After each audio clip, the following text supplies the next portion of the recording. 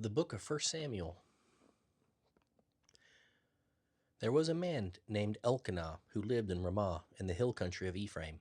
He was the son of Jeroham and grandson of Elihu from the family of Tohu and the clan of Zuph. Elkanah had two wives, Hannah and Peninnah. Peninnah had children, while Hannah did not. Each year Elkanah and his family would travel to Shiloh to worship and sacrifice to the Lord Almighty at the tabernacle. The priests of the Lord at that time were the two sons of Eli, Hophni and Phinehas. On the day Elkanah presented his sacrifice, he would give portions of the sacrifice to Peninnah and each of her children. But he gave Hannah a special portion, because he loved her very much, even though the Lord had given her no children. But Peninnah made fun of Hannah, because the Lord had closed her womb. Year after year it was the same. Peninnah would taunt Hannah as they went to the tabernacle. Hannah would finally be reduced to tears and would not even eat. "What's the matter, Hannah?" Elkanah would ask. "Why aren't you eating? Why be so sad just because you have no children? You have me. Isn't that better than having 10 sons?" Once, when they were at Shiloh, Hannah went over to the tabernacle after supper to pray to the Lord. Eli the priest was sitting at his customary place beside the entrance. Hannah was in deep anguish, crying bitterly as she prayed to the Lord. And she made this vow: "O Lord Almighty, if you will look down upon my sorrow and answer my prayer and give me a son, then I will give him back to you. He will be yours for his entire lifetime, and as a sign that he has been dedicated to the Lord, his hair will never be cut." As she was praying to the Lord, Eli watched her. Seeing her lips moving but hearing no sound, he thought she had been drinking. "Must you come here drunk?" he demanded. "Throw away your wine." "Oh no, sir," she replied. "I'm not drunk, but I am very sad, and I was pouring out my heart to the Lord. Please don't think I am a wicked woman, for I have been praying out of great anguish and sorrow." "In that case," Eli said, "cheer up. May the God of Israel grant the request you have asked of him." "Oh, thank you, sir," she exclaimed. Then she went back and began to eat again, and she was no longer sad. The entire family got up early the next morning and went to worship the Lord once more. Then they returned home to Ramah. When Elkanah slept with Hannah, the Lord remembered her request, and in due time she gave birth to a son.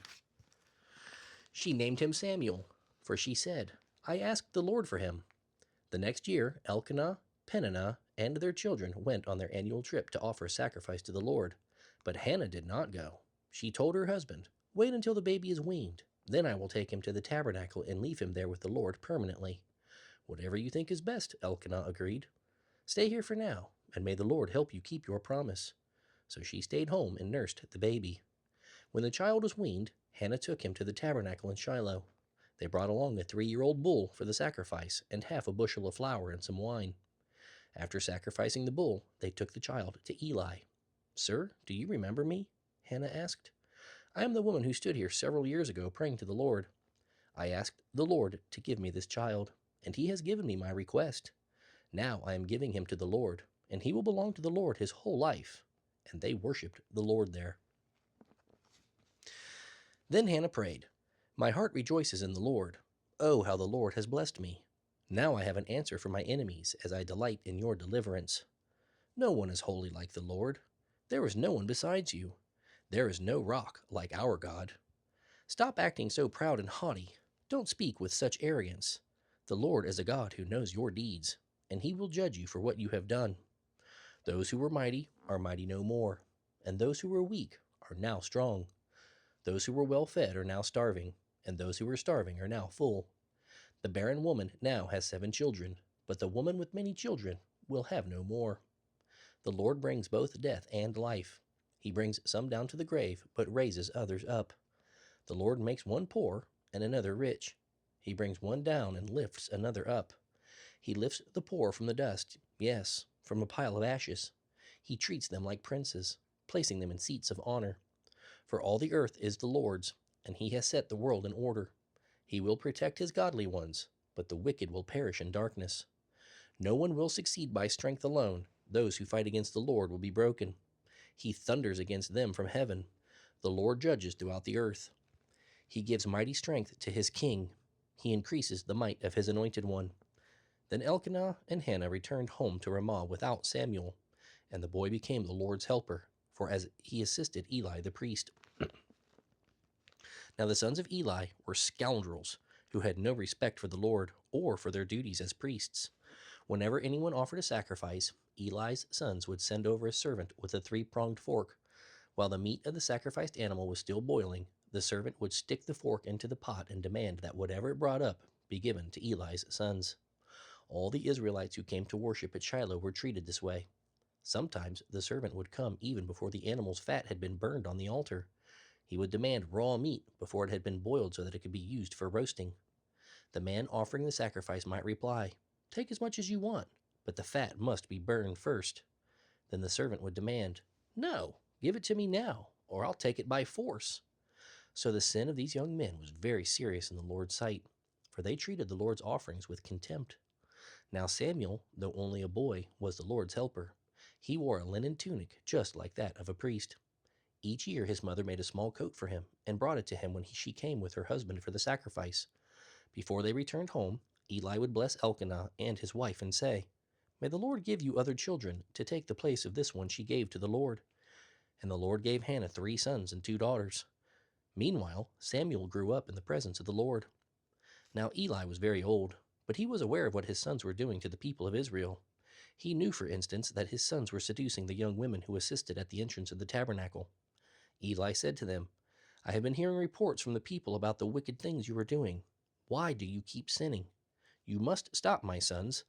The reports I hear among the Lord's people are not good. If someone sins against another person, God can mediate for the guilty party. But if someone sins against the Lord, who can intercede?" But Eli's sons wouldn't listen to their father, for the Lord was already planning to put them to death. Meanwhile, as young Samuel grew taller, he also continued to gain favor with the Lord and with the people. One day, a prophet came to Eli and gave him this message from the Lord. "Didn't I reveal myself to your ancestors when the people of Israel were slaves in Egypt? I chose your ancestor Aaron from among all his relatives to be my priest, to offer sacrifices on my altar, to burn incense, and to wear the priestly garments as he served me. And I assigned the sacrificial offerings to you priests. So why do you scorn my sacrifices and offerings? Why do you honor your sons more than me? For you and they have become fat from the best offerings of my people. Therefore the Lord, the God of Israel, says, the terrible things you are doing cannot continue. I had promised that your branch of the tribe of Levi would always be my priests, but I will honor only those who honor me, and I will despise those who despise me. I will put an end to your family, so it will no longer serve as my priests. All the members of your family will die before their time. None will live to a ripe old age. You will watch with envy as I pour out prosperity on the people of Israel, but no members of your family will ever live out their days. Those who are left alive will live in sadness and grief, and their children will die a violent death. And to prove that what I have said will come true, I will cause your 2 sons, Hophni and Phinehas, to die on the same day. Then I will raise up a faithful priest who will serve me and do what I tell him to do. I will bless his descendants, and his family will be priests to my anointed kings forever. Then all of your descendants will bow before his descendants, begging for money and food. Please, they will say, give us jobs among the priests so we will have enough to eat." Meanwhile, the boy Samuel was serving the Lord by assisting Eli.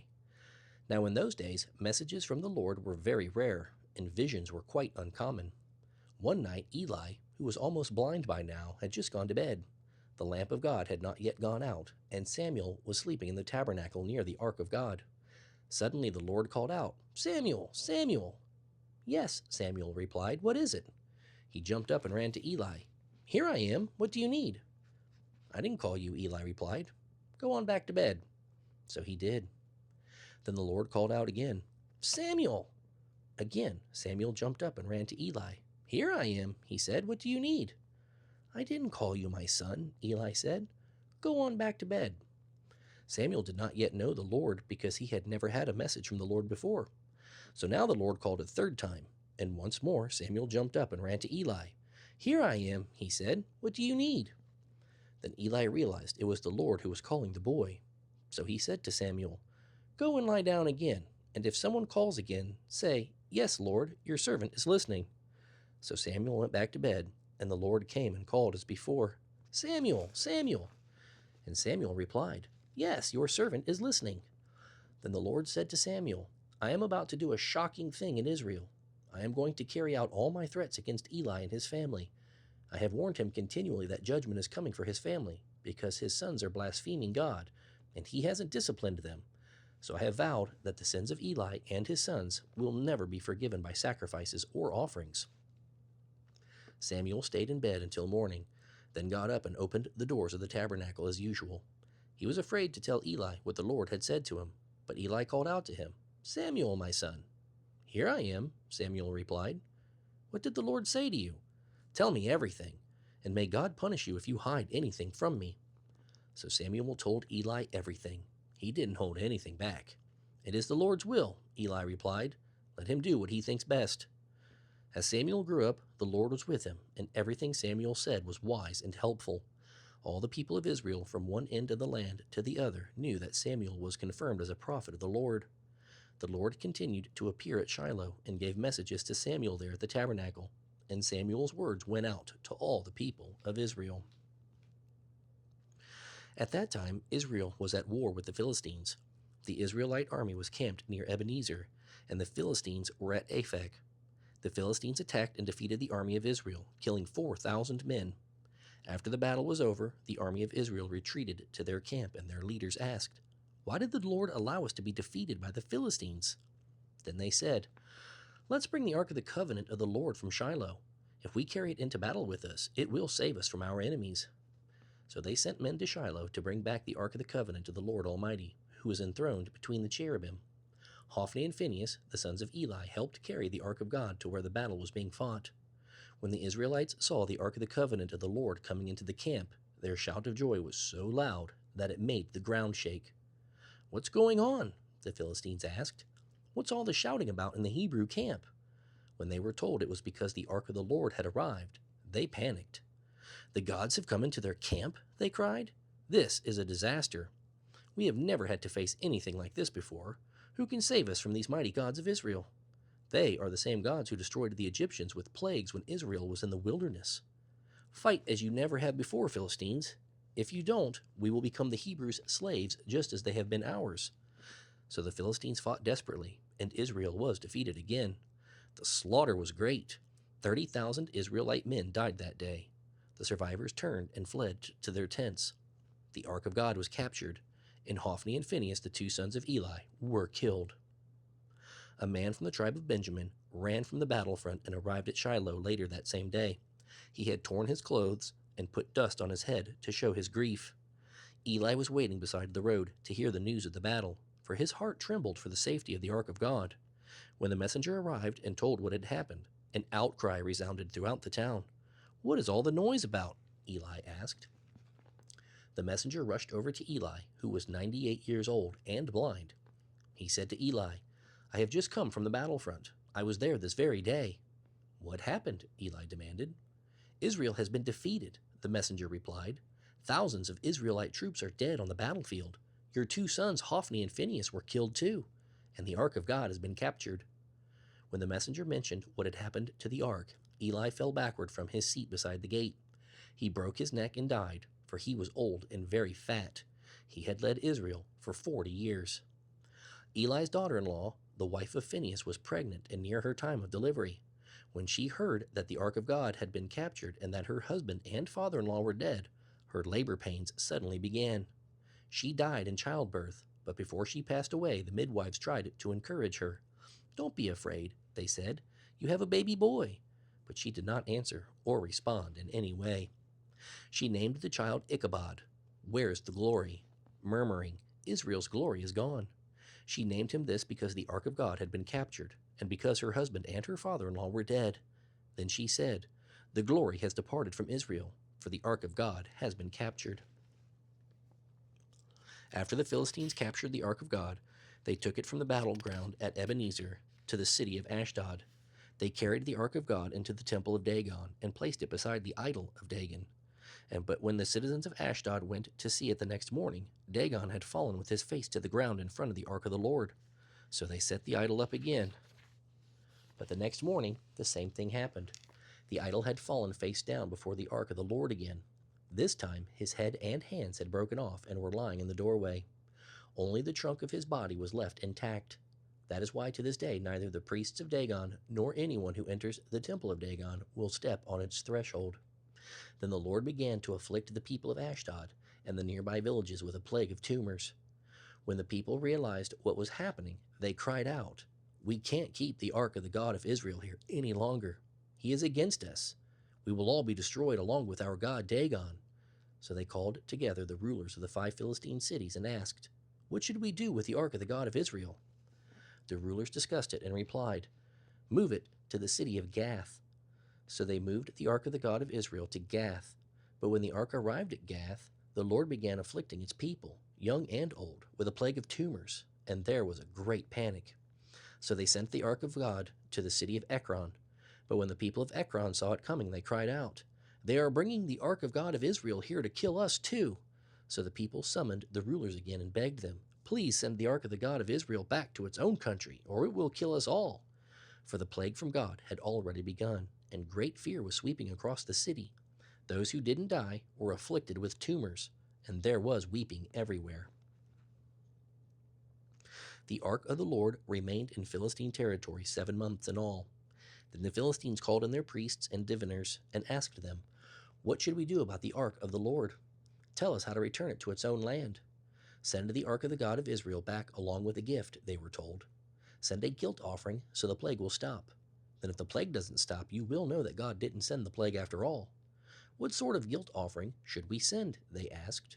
And they were told, "Since the plague has struck both you and your 5 rulers, make 5 gold tumors and 5 gold rats, just like those that have ravaged your land. Make these things to show honor to the God of Israel. Perhaps then he will stop afflicting you, your gods, and your land. Don't be stubborn and rebellious as Pharaoh and the Egyptians were. They wouldn't let Israel go until God had ravaged them with dreadful plagues. Now build a new cart and find 2 cows that have just had calves. Make sure the cows have never been yoked to a cart. Hitch the cows to the cart, but shut their calves away from them in a pen. Put the ark of the Lord on the cart, and beside it place a chest containing the gold rats and gold tumors. Then let the cows go wherever they want.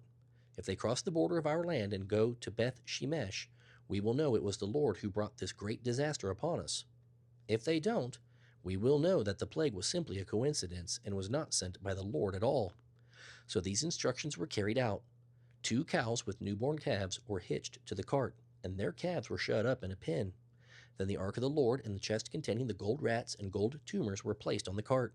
And sure enough, the cows went straight along the road toward Beth Shemesh, lowing as they went. The Philistine rulers followed them as far as the border of Beth Shemesh. The people of Beth Shemesh were harvesting wheat in the valley, and when they saw the ark, they were overjoyed. The cart came into the field of a man named Joshua and stopped beside a large rock. So the people broke up the wood of the cart for a fire and killed the cows and sacrificed them to the Lord as a burnt offering. Several men of the tribe of Levi lifted the ark of the Lord and the chest containing the gold rats and gold tumors from the cart and placed them on the large rock. Many burnt offerings and sacrifices were offered to the Lord that day by the people of Beth Shemesh. The 5 Philistine rulers watched all this and then returned to Ekron that same day. The 5 gold tumors that were sent by the Philistines as a guilt offering to the Lord were gifts from the rulers of Ashdod, Gaza, Ashkelon, Gath, and Ekron. The 5 gold rats represented the 5 Philistine cities and their surrounding villages, which were controlled by the 5 rulers. The large rock at Beth Shemesh, where they set the ark of the Lord, still stands in the field of Joshua as a reminder of what happened there. But the Lord killed 70 men from Beth Shemesh because they looked into the ark of the Lord, and the people mourned greatly because of what the Lord had done. "Who is able to stand in the presence of the Lord, this holy God?" they cried out. "Where can we send the ark from here?" So they sent messengers to the people at Kiriath-Jearim and told them, "The Philistines have returned the ark of the Lord. Please come here and get it." So the men of Kiriath-Jearim came to get the ark of the Lord. They took it to the hillside home of Abinadab and ordained Eleazar his son to be in charge of it. The ark remained in Kiriath-Jearim for a long time, 20 years in all. During that time all Israel mourned because it seemed that the Lord had abandoned them.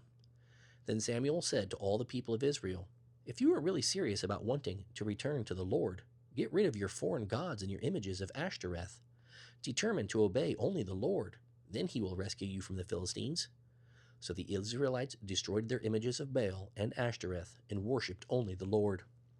Then Samuel told them, "Come to Mizpah, all of you. I will pray to the Lord for you." So they gathered there, and in a great ceremony drew water from a well and poured it out before the Lord. They also went without food all day and confessed that they had sinned against the Lord. So it was at Mizpah that Samuel became Israel's judge. When the Philistine rulers heard that all Israel had gathered at Mizpah, they mobilized their army and advanced. The Israelites were badly frightened when they learned that the Philistines were approaching. "Plead with the Lord our God to save us from the Philistines," they begged Samuel. So Samuel took a young lamb and offered it to the Lord as a whole burnt offering. He pleaded with the Lord to help Israel, and the Lord answered.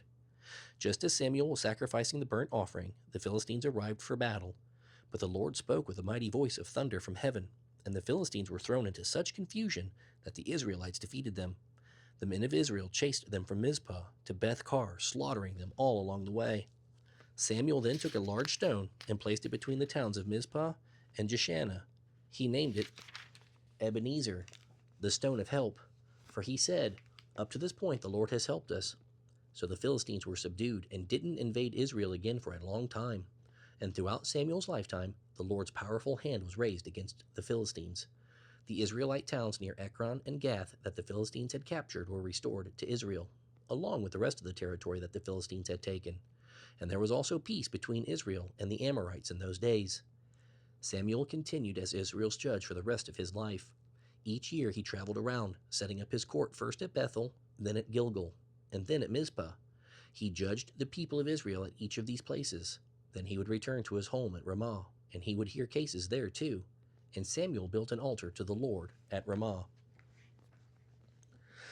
As Samuel grew old, he appointed his sons to be judges over Israel. Joel and Abiah, his oldest sons, held court in Beersheba. But they were not like their father, for they were greedy for money. They accepted bribes and perverted justice. Finally, the leaders of Israel met at Ramah to discuss this matter with Samuel. "Look," they told him, "you are now old, and your sons are not like you. Give us a king like all the other nations have." Samuel was very upset with their request and went to the Lord for advice. "Do as they say," the Lord replied, "for it is me they are rejecting, not you. They don't want me to be their king any longer. Ever since I brought them from Egypt, they have continually forsaken me and followed other gods. And now they are giving you the same treatment. Do as they ask, but solemnly warn them about how a king will treat them." So Samuel passed on the Lord's warning to the people. "This is how a king will treat you," Samuel said. "The king will draft your sons into his army and make them run before his chariots. Some will be commanders of his troops, while others will be slave laborers. Some will be forced to plow in his fields and harvest his crops, while others will make his weapons and chariot equipment. The king will take your daughters from you and force them to cook and bake and make perfumes for him. He will take away the best of your fields and vineyards and olive groves and give them to his own servants. He will take a tenth of your harvest and distribute it among his officers and attendants. He will want your male and female slaves and demand the finest of your cattle and donkeys for his own use. He will demand a tenth of your flocks, and you will be his slaves.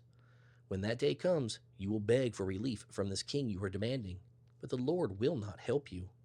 But the people refused to listen to Samuel's warning. "Even so, we still want a king," they said. "We want to be like the nations around us. Our king will govern us and lead us into battle." So Samuel told the Lord what the people had said, and the Lord replied, "Do as they say and give them a king." Then Samuel agreed and sent the people home. Kish was a rich, influential man from the tribe of Benjamin. He was the son of Abiel, the grandson of Zeror, from the family of Bechorath and the clan of Aphiah. His son Saul was the most handsome man in Israel, head and shoulders taller than anyone else in the land. One day, Kish's donkeys strayed away, and he told Saul, "Take a servant with you and go look for them." So Saul took one of his servants and traveled all through the hill country of Ephraim, the land of Shalishah and Shaalim area, and the entire land of Benjamin, but they couldn't find the donkeys anywhere. Finally, they entered the region of Zuph, and Saul said to his servant, "Let's go home. By now my father will be more worried about us than about the donkeys." But the servant said, "I've just thought of something. There is a man of God who lives here in this town. He is held in high honor by all the people because everything he says comes true. Let's go find him. Perhaps he can tell us which way to go." "But we don't have anything to offer him," Saul replied. "Even our food is gone, and we don't have a thing to give him." "Well," the servant said, "I have one small silver piece. We can at least offer it to him and see what happens." In those days, if people wanted a message from God, they would say, "Let's go and ask the seer," for prophets used to be called seers. All right, Saul agreed. Let's try it. So they started into the town where the man of God was. As they were climbing a hill toward the town, they met some young women coming out to draw water. So Saul and his servant asked, "Is the seer here today?" "Yes," they replied. "Stay right on this road. He is at the town gates. He has just arrived to take part in a public sacrifice up on the hill. Hurry and catch him before he goes up the hill to eat. The guests won't start until he arrives to bless the food." So they entered the town, and as they passed through the gates, Samuel was coming out toward them to climb the hill. Now the Lord had told Samuel the previous day, "About this time tomorrow I will send you a man from the land of Benjamin. Anoint him to be the leader of my people Israel. He will rescue them from the Philistines, for I have looked down on my people in mercy and have heard their cry." When Samuel noticed Saul, the Lord said, "That's the man I told you about. He will rule my people." Just then Saul approached Samuel at the gateway and asked, "Can you please tell me where the seer's house is?" "I am the seer," Samuel replied. "Go on up the hill ahead of me to the place of sacrifice, and we'll eat there together. In the morning I will tell you what you want to know and send you on your way. And don't worry about those donkeys that were lost 3 days ago, for they have been found, and I am here to tell you that you and your family are the focus of all Israel's hopes." Saul replied, "But I'm only from Benjamin, the smallest tribe in Israel, and my family is the least important of all the families of that tribe. Why are you talking like this to me?" Then Samuel brought Saul and his servant into the great hall and placed them at the head of the table, honoring them above the 30 special guests. Samuel then instructed the cook to bring Saul the finest cut of meat, the piece that had been set aside for the guest of honor. So the cook brought it in and placed it before Saul. "Go ahead and eat it," Samuel said. "I was saving it for you even before I invited these others." So Saul ate with Samuel. After the feast, when they had returned to the town, Samuel took Saul up to the roof of the house and prepared a bed for him there. At daybreak the next morning, Samuel called up to Saul, "Get up! It's time you were on your way." So Saul got ready, and he and Samuel left the house together. When they reached the edge of town, Samuel told Saul to send his servant on ahead. After the servant was gone, Samuel said, "Stay here, for I have received a special message for you from God." Then Samuel took a flask of olive oil and poured it over Saul's head. He kissed Saul on the cheek and said, "I am doing this because the Lord has appointed you to be the leader of his people Israel. When you leave me today, you will see 2 men beside Rachel's tomb at Zelzah on the border of Benjamin. They will tell you that the donkeys have been found and that your father is worried about you and is asking, 'Have you seen my son?' When you get to the oak of Tabor, you will see 3 men coming toward you who are on their way to worship God at Bethel. One will be bringing 3 young goats, another will have 3 loaves of bread, and the third will be carrying a skin of wine. They will greet you and offer you 2 of the loaves, which you are to accept. When you arrive at Gibeah of God, where the garrison of the Philistines is located, you will meet a band of prophets coming down from the altar on the hill. They will be playing a harp, a tambourine, a flute, and a lyre, and they will be prophesying. At that time the Spirit of the Lord will come upon you with power, and you will prophesy with them. You will be changed into a different person. After these signs take place, do whatever you think is best, for God will be with you. Then go down to Gilgal ahead of me and wait for me there 7 days. I will join you there to sacrifice burnt offerings and peace offerings. When I arrive, I will give you further instructions." As Saul turned and started to leave, God changed his heart, and all Samuel's signs were fulfilled that day. When Saul and his servant arrived at Gibeah, they saw the prophets coming toward them. Then the Spirit of God came upon Saul, and he too began to prophesy. When his friends heard about it, they exclaimed, "What? Is Saul a prophet? How did the son of Kish become a prophet?" But one of the neighbors responded, "It doesn't matter who his father is. Anyone can become a prophet." So that is the origin of the saying, "Is Saul a prophet?" When Saul had finished prophesying, he climbed the hill to the altar. "Where in the world have you been?" Saul's uncle asked him. "We went to look for the donkeys," Saul replied, "but we couldn't find them. So we went to the prophet Samuel to ask him where they are." "Oh, and what did he say?" his uncle asked. "He said the donkeys had been found," Saul replied. But Saul didn't tell his uncle that Samuel had anointed him to be king. Later, Samuel called all the people of Israel to meet before the Lord at Mizpah, and he gave them this message from the Lord, the God of Israel. "I brought you from Egypt, and rescued you from the Egyptians, and from all the nations that were oppressing you. But though I have done so much for you, you have rejected me and said, 'We want a king instead.' Now therefore, present yourselves before the Lord by tribes and clans."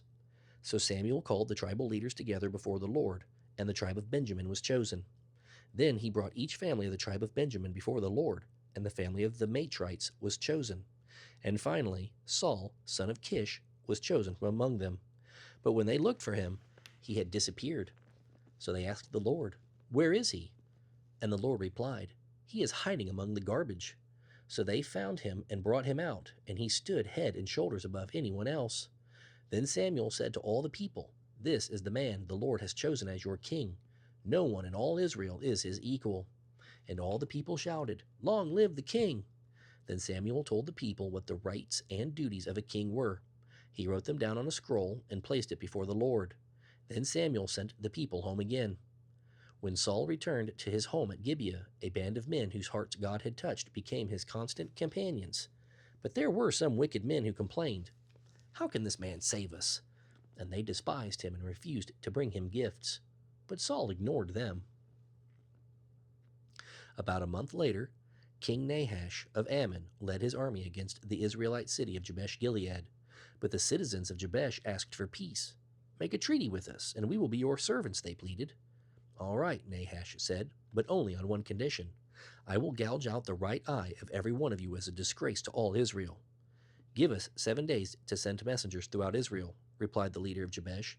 "If none of our relatives will come to save us, we will agree to your terms."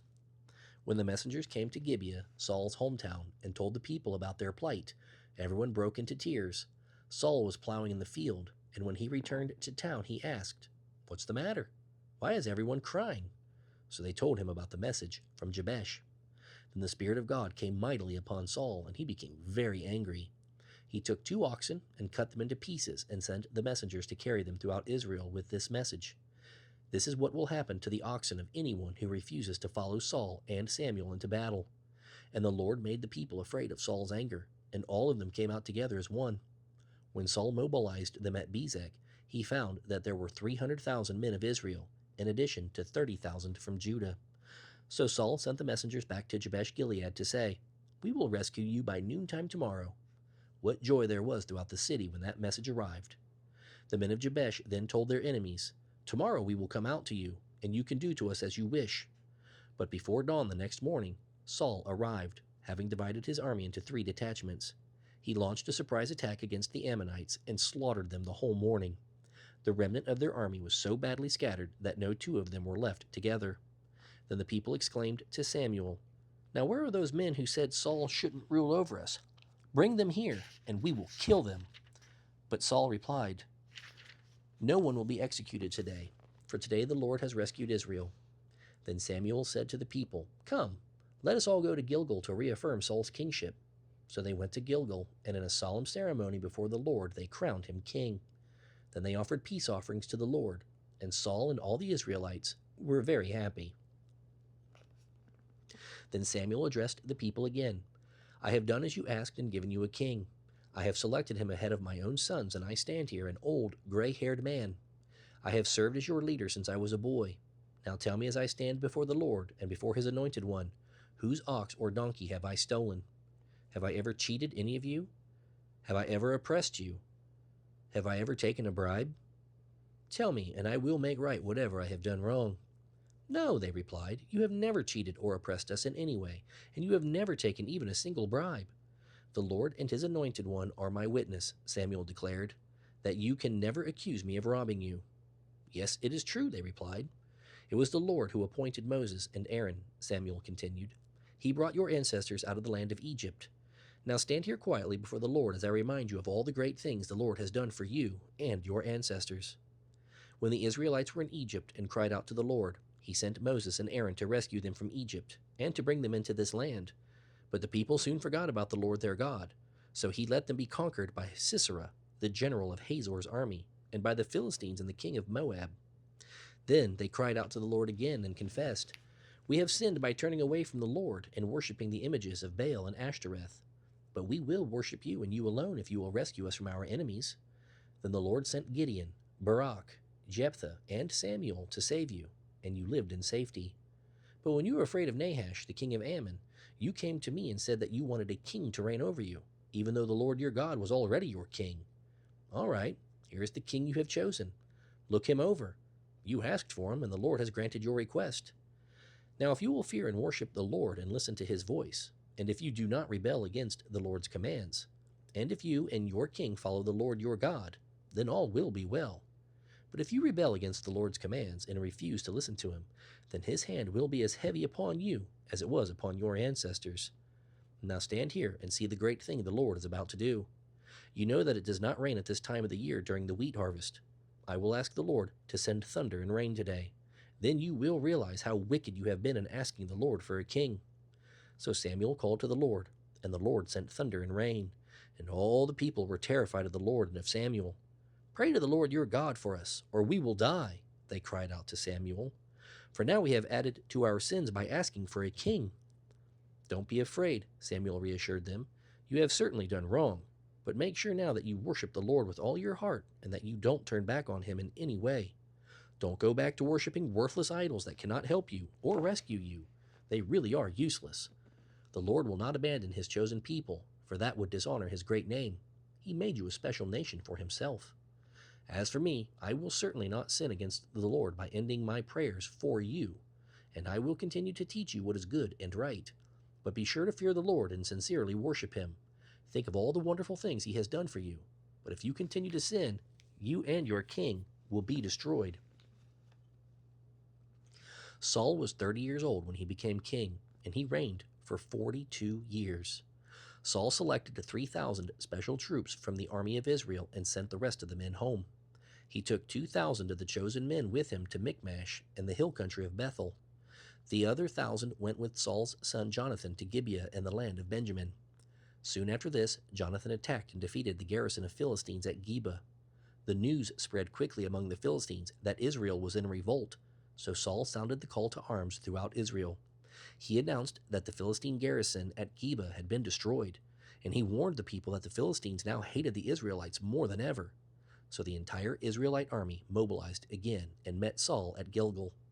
The Philistines mustered a mighty army of 3,000 chariots, 6,000 horsemen, and as many warriors as the grains of sand along the seashore. They camped at Michmash east of Beth Aven. When the men of Israel saw the vast number of enemy troops, they lost their nerve entirely and tried to hide in caves, holes, rocks, tombs, and cisterns.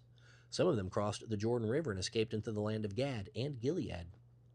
Meanwhile, Saul stayed at Gilgal, and his men were trembling with fear.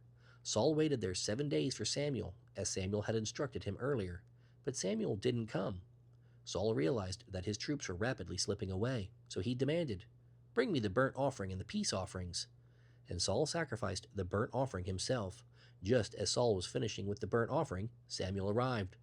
Saul went out to meet and welcome him, but Samuel said, "What is this you have done?" Saul replied, "I saw my men scattering from me, and you didn't arrive when you said you would, and the Philistines are at Michmash ready for battle. So I said, the Philistines are ready to march against us, and I haven't even asked for the Lord's help. So I felt obliged to offer the burnt offering myself before you came." "How foolish!" Samuel exclaimed. "You have disobeyed the command of the Lord your God. Had you obeyed, the Lord would have established your kingdom over Israel forever. But now your dynasty must end, for the Lord has sought out a man after his own heart.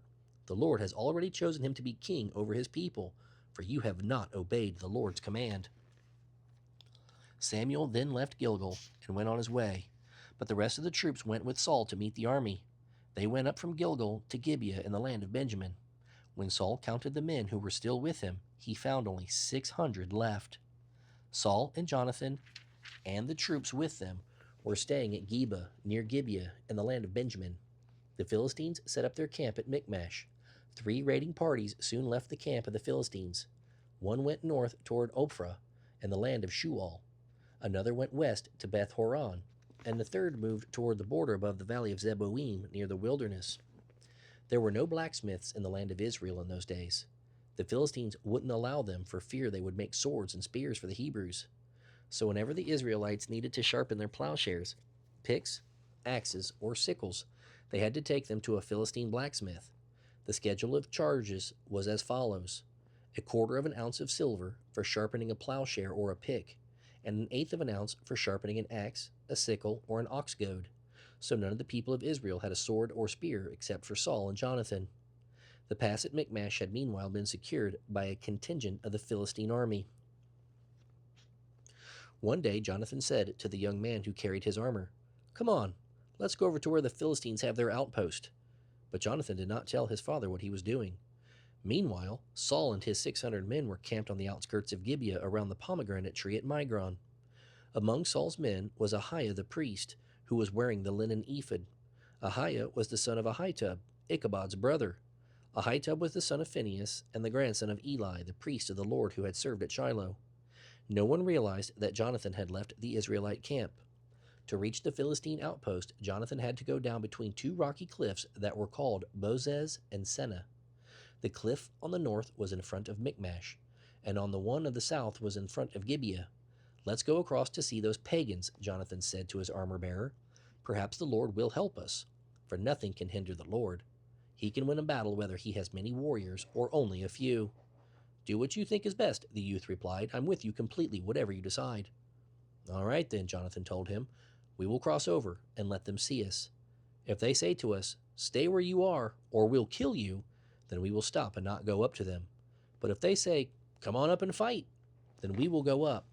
That will be the Lord's sign that he will help us defeat them." When the Philistines saw them coming, they shouted, "Look, the Hebrews are crawling out of their holes."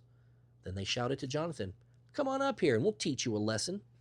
"Come on, climb right behind me," Jonathan said to his armor-bearer, "for the Lord will help us defeat them." So they climbed up using both hands and feet, and the Philistines fell back as Jonathan and his armor-bearer killed them right and left.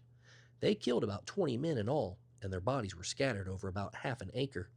Suddenly, panic broke out in the Philistine army, both in the camp and in the field, including even the outposts and raiding parties. And just then an earthquake struck and everyone was terrified. Saul's lookouts in Gibeah saw a strange sight. The vast army of Philistines began to melt away in every direction. "Find who isn't here," Saul ordered, and when they checked, they found that Jonathan and his armor-bearer were gone. Then Saul shouted to Ahiah, "Bring the ephod here," for at that time Ahiah was wearing the ephod in front of the Israelites. But while Saul was talking to the priest, the shouting and confusion in the Philistine camp grew louder and louder. So Saul said to Ahiah, "Never mind, let's get going." Then Saul and his 600 men rushed out to the battle and found the Philistines killing each other. There was terrible confusion everywhere. Even the Hebrews who had gone over to the Philistine army revolted and joined in with Saul, Jonathan, and the rest of the Israelites. Likewise, the men who were hiding in the hills joined the chase when they saw the Philistines running away. So the Lord saved Israel that day, and the battle continued to rage even out beyond Beth-aven. Now the men of Israel were worn out that day, because Saul had made them take an oath, saying, "Let a curse fall on anyone who eats before evening, before I have full revenge on my enemies." So no one ate a thing all day. Even though they found honeycomb on the ground in the forest, they didn't even touch the honey because they all feared the oath they had taken. But Jonathan had not heard his father's command, and he dipped a stick into a piece of honeycomb and ate the honey. After he had eaten it, he felt much better. But one of the men saw him and said, "Your father made the army take a strict oath that anyone who eats food today will be cursed. That is why everyone is weary and faint." "My father has made trouble for us all," Jonathan exclaimed. "A command like that only hurts us. See how much better I feel now that I have eaten this little bit of honey? If the men had been allowed to eat freely from the food they found among our enemies, think how many more we could have killed." But hungry as they were, they chased and killed the Philistines all day from Michmash to Aijalon, growing more and more faint. That evening they flew upon the battle plunder and butchered the sheep, cattle, and calves, but they ate them without draining the blood. Someone reported to Saul, "Look, the men are sinning against the Lord by eating meat which still has blood in it." "That is very wrong," Saul said. "Find a large stone and roll it over here. Then go out among the troops and tell them, 'Bring the cattle and sheep here to kill them and drain the blood. Do not sin against the Lord by eating meat with the blood still in it.'" So that night all the troops brought their animals and slaughtered them there. And Saul built an altar to the Lord, the first one he had ever built.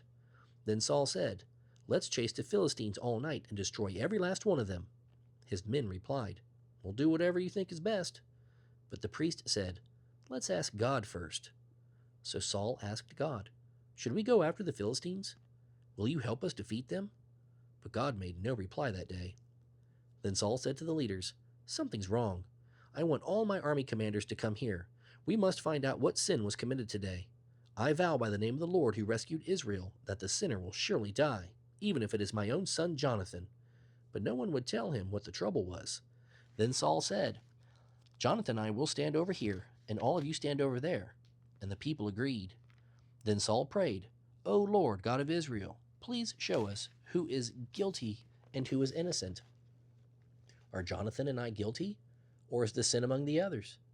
And Jonathan and Saul were chosen as the guilty ones, and the people were declared innocent. Then Saul said, "Now choose between me and Jonathan." And Jonathan was shown to be the guilty one.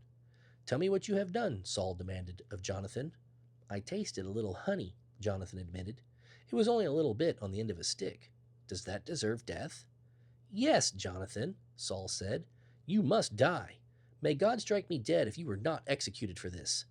But the people broke in and said to Saul, "Should Jonathan, who saved Israel today, die? Far from it. As surely as the Lord lives, not one hair on his head will be touched, for he has been used of God to do a mighty miracle today." So the people rescued Jonathan, and he was not put to death. Then Saul called back the army from chasing the Philistines, and the Philistines returned home. Now when Saul had secured his grasp on Israel's throne, he fought against his enemies in every direction, against Moab, Ammon, Edom, the kings of Zobah, and the Philistines.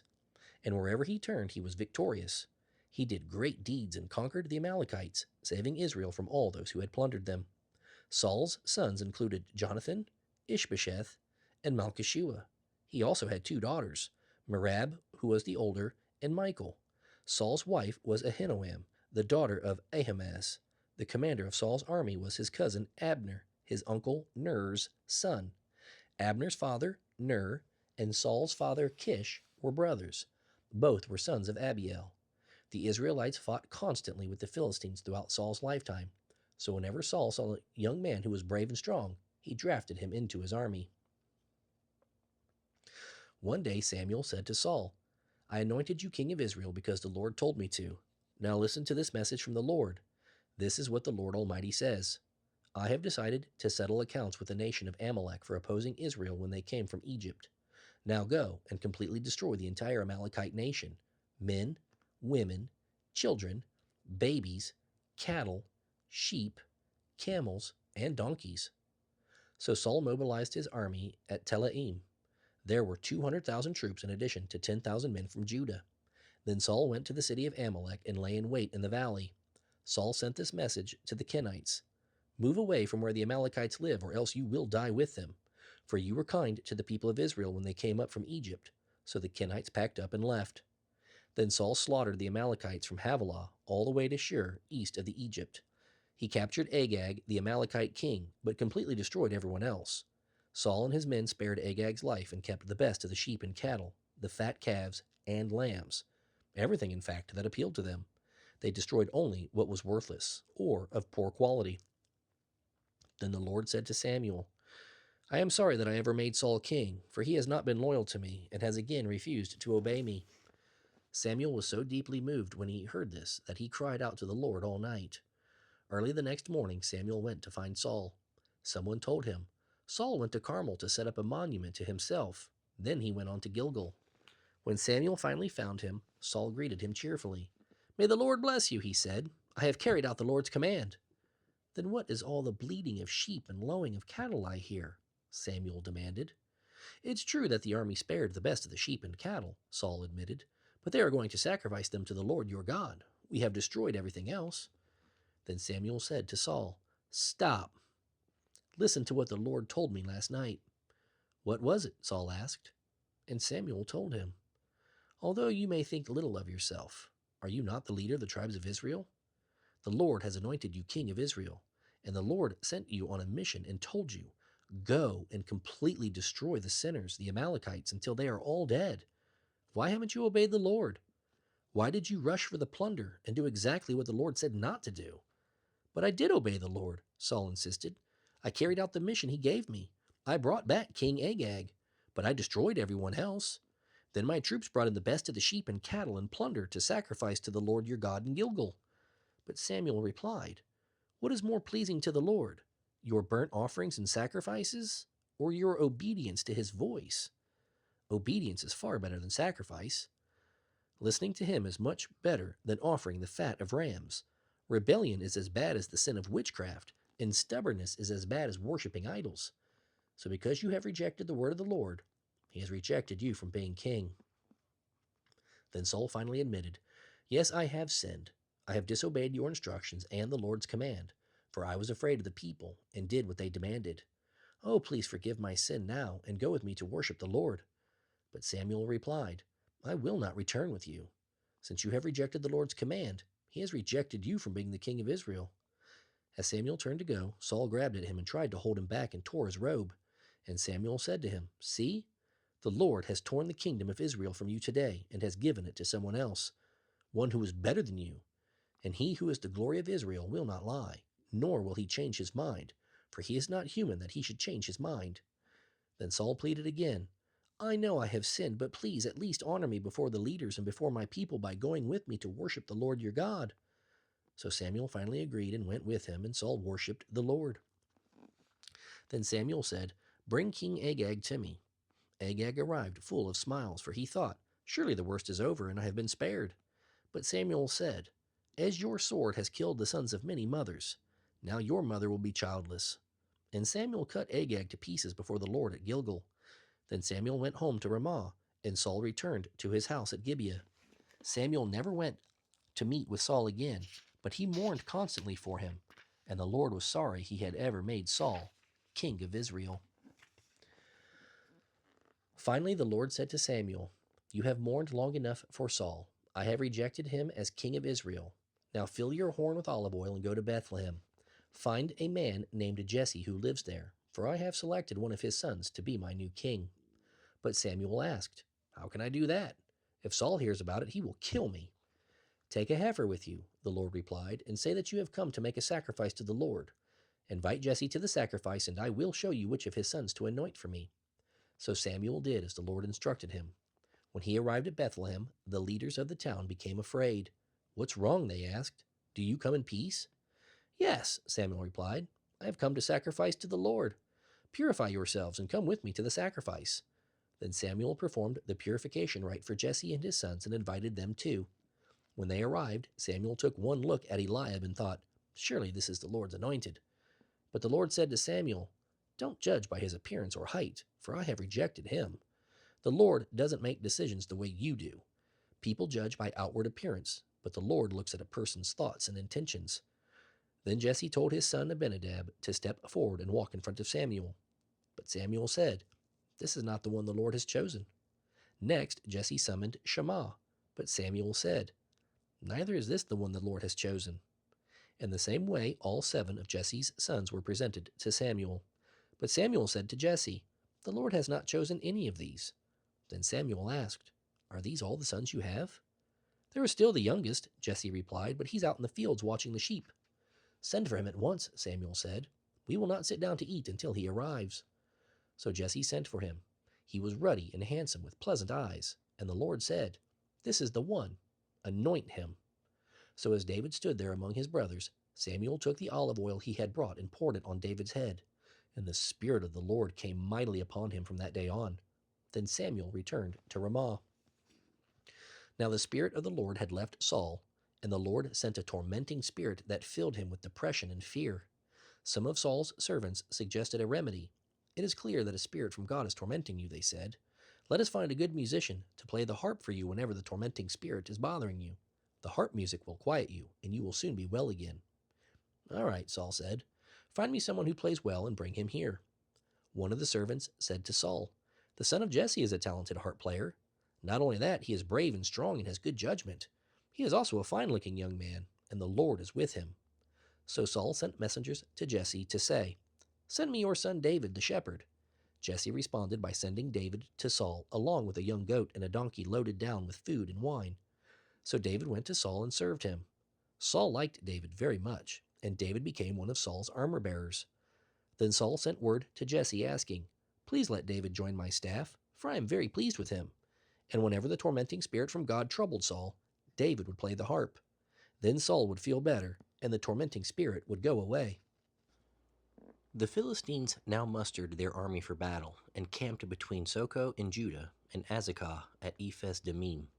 Saul countered by gathering his troops near the valley of Elah, so the Philistines and Israelites faced each other on opposite hills, with a valley between them.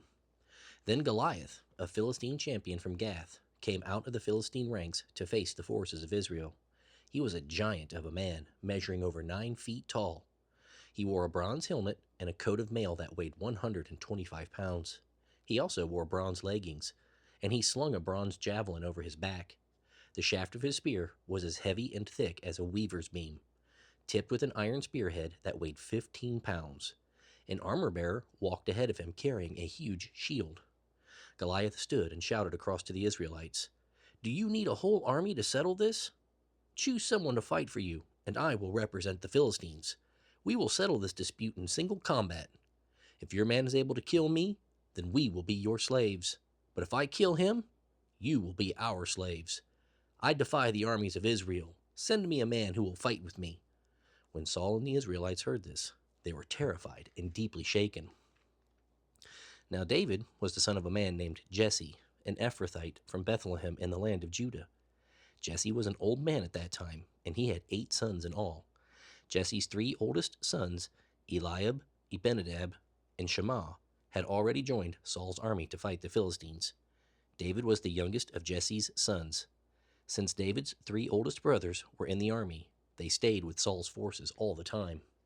But David went back and forth between working for Saul and helping his father with the sheep in Bethlehem. For 40 days, twice a day, morning and evening, the Philistine giant strutted in front of the Israelite army. One day Jesse said to David, "Take this half bushel of roasted grain and these 10 loaves of bread to your brothers, and give these 10 cuts of cheese to their captain. See how your brothers are getting along, and bring me back a letter from them." David's brothers were with Saul and the Israelite army at the valley of Elah, fighting against the Philistines. So David left the sheep with another shepherd and set out early the next morning with the gifts. He arrived at the outskirts of the camp just as the Israelite army was leaving for the battlefield with shouts and battle cries. Soon the Israelite and Philistine forces stood facing each other, army against army. David left his things with the keeper of supplies and hurried out to the ranks to greet his brothers. As he was talking with them, he saw Goliath, the champion from Gath, come out from the Philistine ranks, shouting his challenge to the army of Israel. As soon as the Israelite army saw him, they began to run away in fright. "Have you seen the giant?" the men were asking. "He comes out each day to challenge Israel. And have you heard about the huge reward the king has offered to anyone who kills him? The king will give him one of his daughters for a wife, and his whole family will be exempted from paying taxes." David talked to some others standing there to verify the report. "What will a man get for killing this Philistine and putting an end to his abuse of Israel?" he asked them. "Who is this pagan Philistine anyway, that he is allowed to defy the armies of the living God?" And David received the same reply as before. "What you have been hearing is true. That is the reward for killing the giant." But when David's oldest brother Eliab heard David talking to the men, he was angry. "What are you doing around here anyway?" he demanded. "What about those few sheep you're supposed to be taking care of?" "I know about your pride and dishonesty. You just want to see the battle." "What have I done now?" David replied. "I was only asking a question." He walked over to some others and asked them the same thing and received the same answer. Then David's question was reported to King Saul, and the king sent for him. "Don't worry about a thing," David told Saul. "I'll go fight this Philistine." "Don't be ridiculous," Saul replied. "There is no way you can go against this Philistine.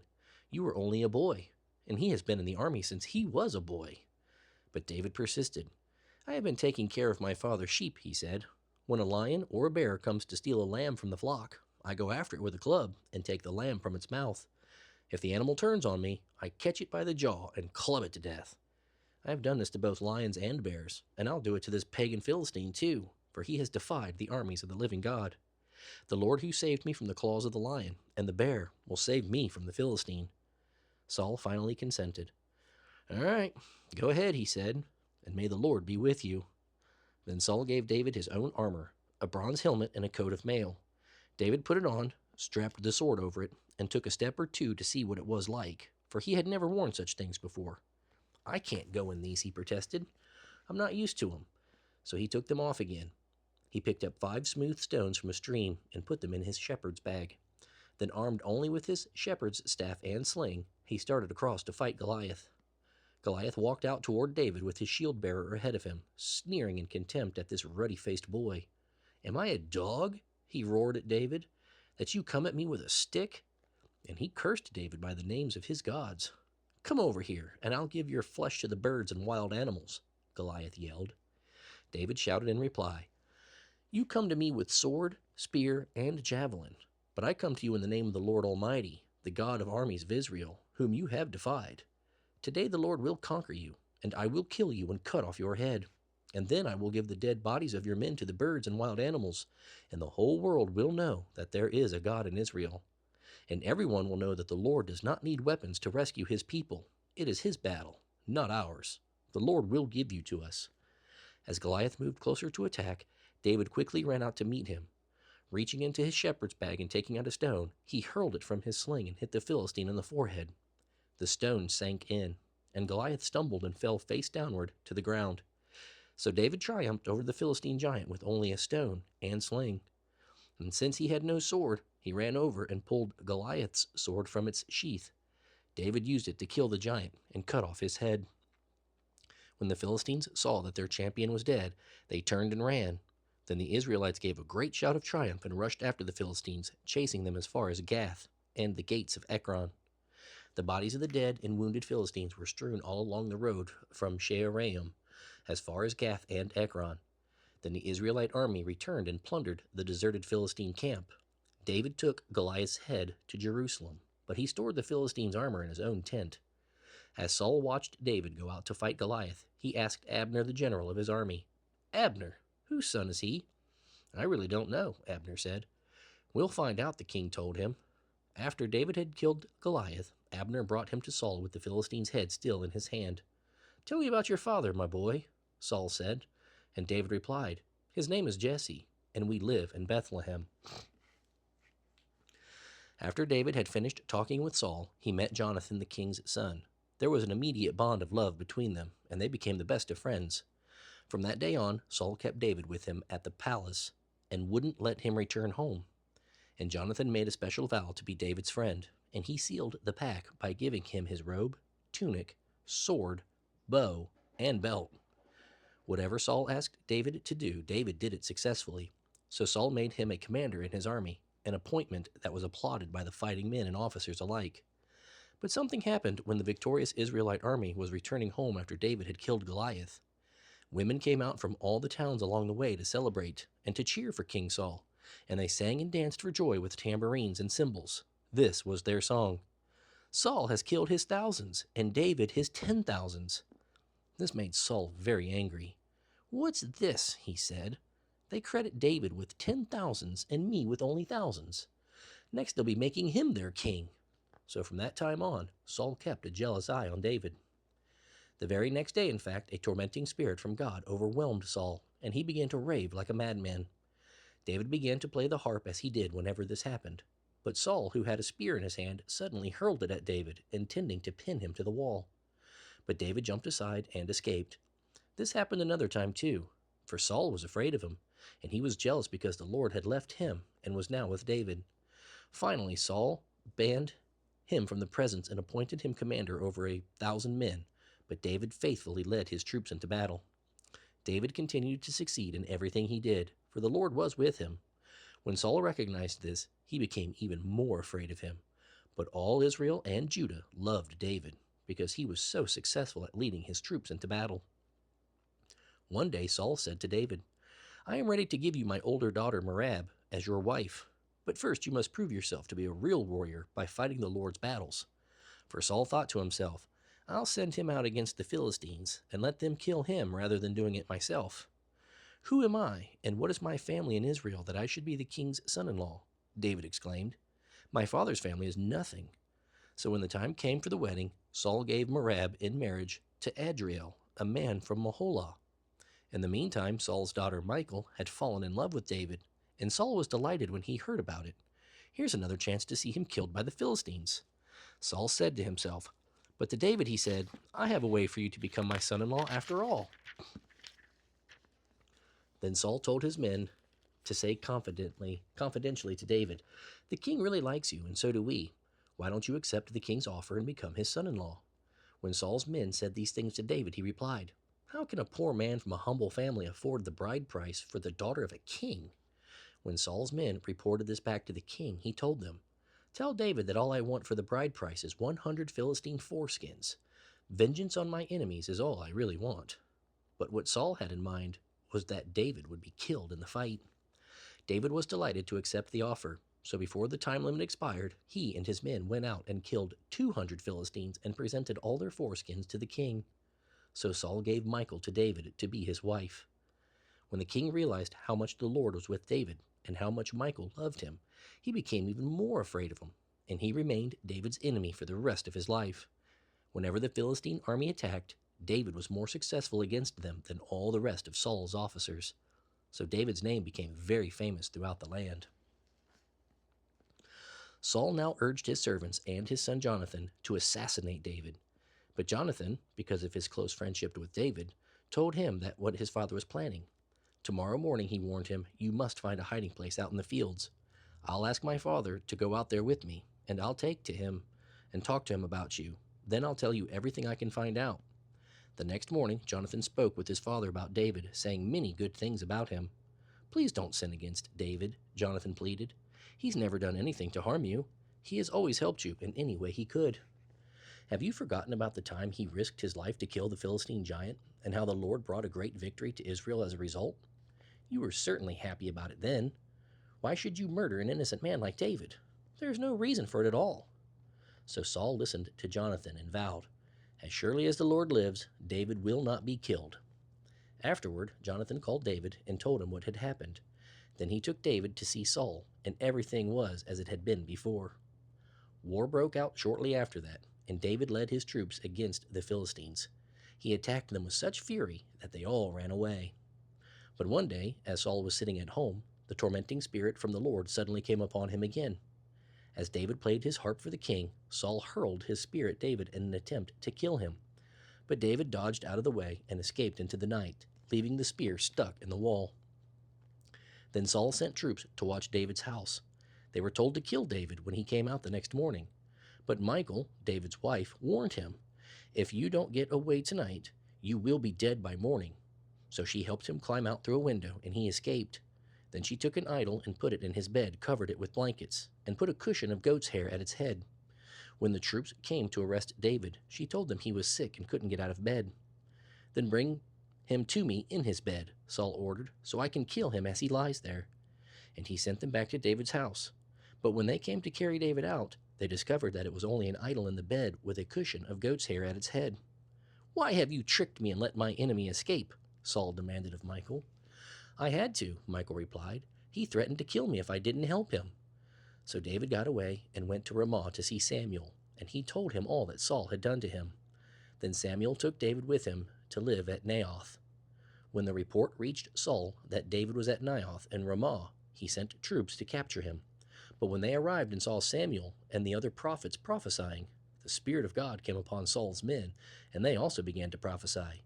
When Saul heard what had happened, he sent other troops, but they too prophesied. The same thing happened a third time. Finally, Saul himself went to Ramah and arrived at the great wall in Siku. "Where are Samuel and David?" he demanded. "They are at Naioth and Ramah," someone told him. But on the way to Naioth, the Spirit of God came upon Saul, and he too began to prophesy. He tore off his clothes and lay on the ground all day and all night, prophesying in the presence of Samuel. The people who were watching exclaimed, "What? Is Saul a prophet too?" David now fled from Naioth and Ramah and found Jonathan. "What have I done?" he exclaimed. "What is my crime? How have I offended your father that he is so determined to kill me?" "That's not true," Jonathan protested. "I'm sure he's not planning any such thing, for he always tells me everything he's going to do, even the little things. I know he wouldn't hide something like this from me. It just isn't so." Then David took an oath before Jonathan and said, "Your father knows perfectly well about our friendship, so he has said to himself, 'I won't tell Jonathan. Why should I hurt him?' But I swear to you that I am only a step away from death. I swear it by the Lord and by your own soul." "Tell me what I can do," Jonathan exclaimed. David replied, "Tomorrow we celebrate the New Moon Festival. I've always eaten with your father on this occasion, But tomorrow I'll hide in the field and stay there until the evening of the third day. If your father asks where I am, tell him I asked permission to go home to Bethlehem for an annual family sacrifice. If he says fine, then you will know all is well. But if he is angry and loses his temper, then you will know he was planning to kill me. Show me this kindness as my sworn friend, for we made a covenant together before the Lord. Or kill me yourself if I have sinned against your father, but please don't betray me to him." "Never!" Jonathan exclaimed. "You know that if I had the slightest notion my father was planning to kill you, I would tell you at once." Then David asked, "How will I know whether or not your father is angry?" "Come out to the field with me," Jonathan replied, and they went out there together. Then Jonathan told David, "I promise by the Lord, the God of Israel, that by this time tomorrow, or the next day at the latest, I will talk to my father and let you know at once how he feels about you. If he speaks favorably about you, I will let you know. But if he is angry and wants you killed, may the Lord kill me if I don't warn you so you can escape and live. May the Lord be with you as he used to be with my father, and may you treat me with the faithful love of the Lord as long as I live. But if I die, treat my family with this faithful love, even when the Lord destroys all your enemies." So Jonathan made a covenant with David, saying, "May the Lord destroy all your enemies." And Jonathan made David reaffirm his vow of friendship again, for Jonathan loved David as much as he loved himself. Then Jonathan said, "Tomorrow we celebrate the New Moon Festival. You will be missed when your place at the table is empty. The day after tomorrow, toward evening, go to the place where you hid before and wait there by the stone pile.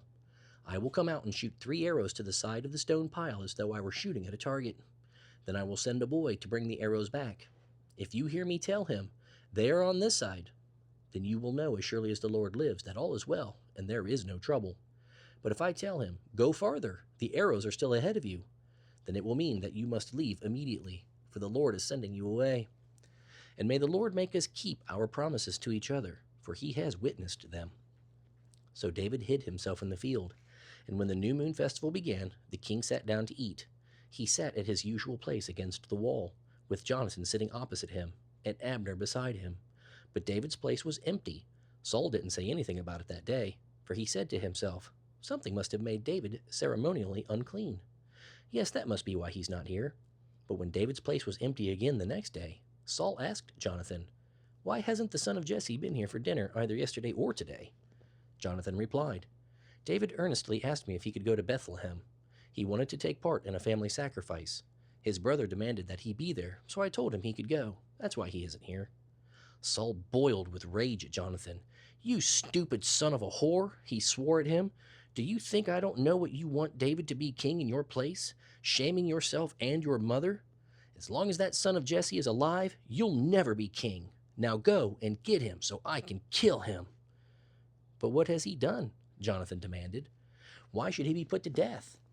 Then Saul hurled his spear at Jonathan, intending to kill him. So at last, Jonathan realized that his father was really determined to kill David. Jonathan left the table in fierce anger and refused to eat all that day, for he was crushed by his father's shameful behavior toward David. The next morning, as agreed, Jonathan went out into the field and took a young boy with him to gather his arrows. "Start running," he told the boy, "so you can find the arrows as I shoot them." So the boy ran, and Jonathan shot an arrow beyond him.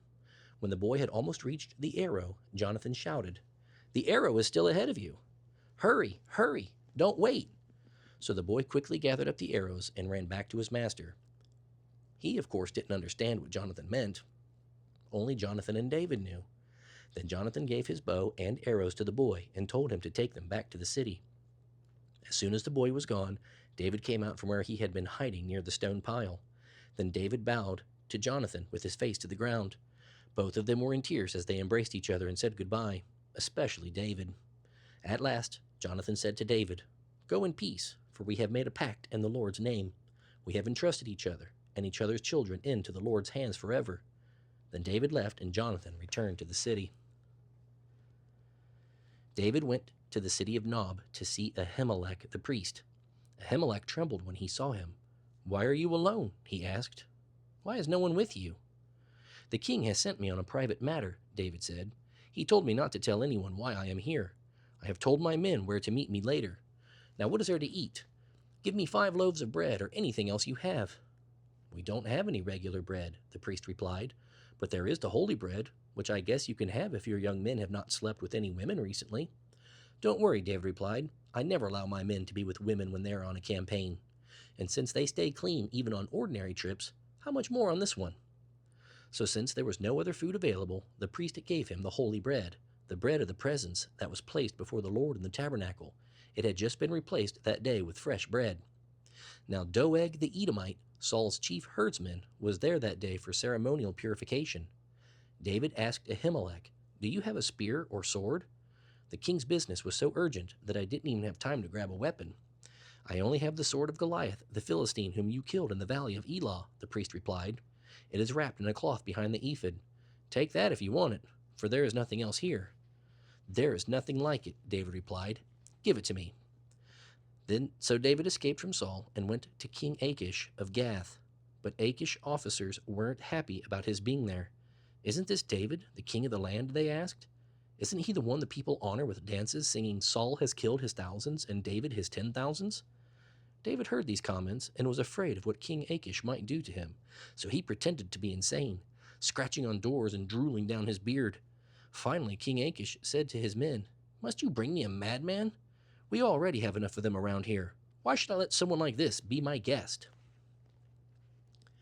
So David left Gath and escaped to the cave of Adullam. Soon his brothers and other relatives joined him there. Then others began coming, men who were in trouble or in debt, or who were just discontented, until David was the leader of about 400 men. Later, David went to Mizpeh in Moab, where he asked the king, "Would you let my father and mother live here under royal protection until I know what God is going to do for me?" The king agreed, and David's parents stayed in Moab while David was living in his stronghold. One day, the prophet Gad told David, "Leave the stronghold and return to the land of Judah."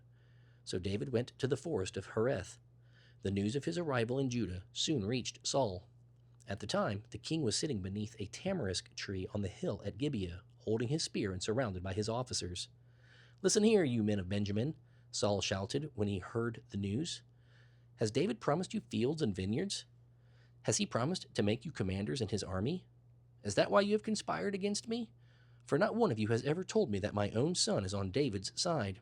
You're not even sorry for me. Think of it, my own son, encouraging David to try and kill me?" Then Doeg the Edomite, who was standing there with Saul's men, spoke up. "When I was at Nob," he said, "I saw David talking to Ahimelech the priest. Ahimelech consulted the Lord to find out what David should do. Then he gave David food and the sword of Goliath the Philistine." King Saul immediately sent for Ahimelech and all his family who served as priests at Nob. When they arrived, Saul shouted at him, "Listen to me, you son of a high tub." "What is it, my king?" Ahimelech asked. "Why have you and David conspired against me?" Saul demanded. "Why did you give him food and a sword? Why have you inquired of God for him? Why did you encourage him to revolt against me and to come here to attack me?" "But sir," Ahimelech replied, "is there anyone among all your servants who is faithful as David, your son-in-law? Why, he is the captain of your bodyguard and a highly honored member of your household. This was certainly not the first time I had consulted God for him.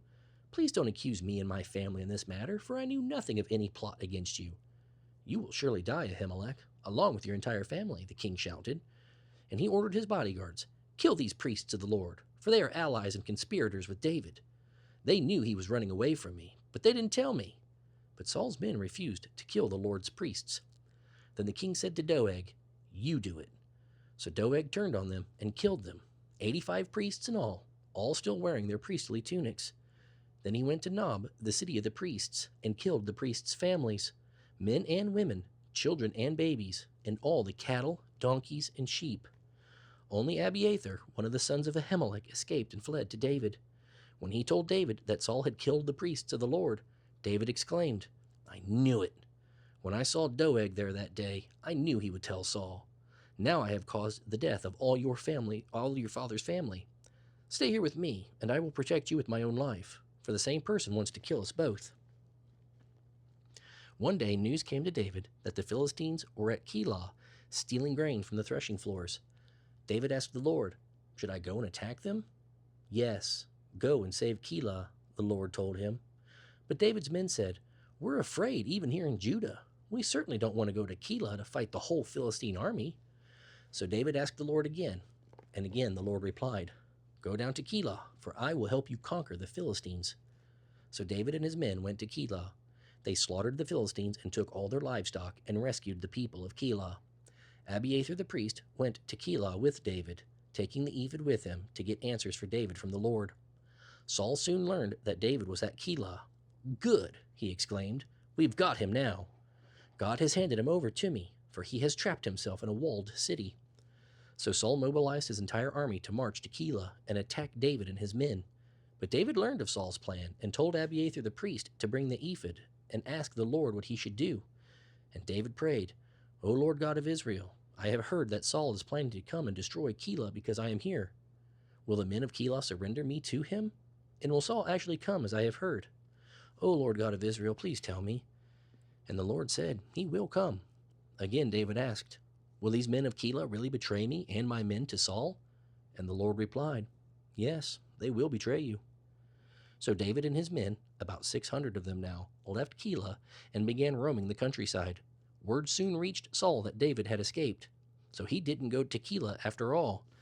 David now stayed in the strongholds of the wilderness and in the hill country of Ziph.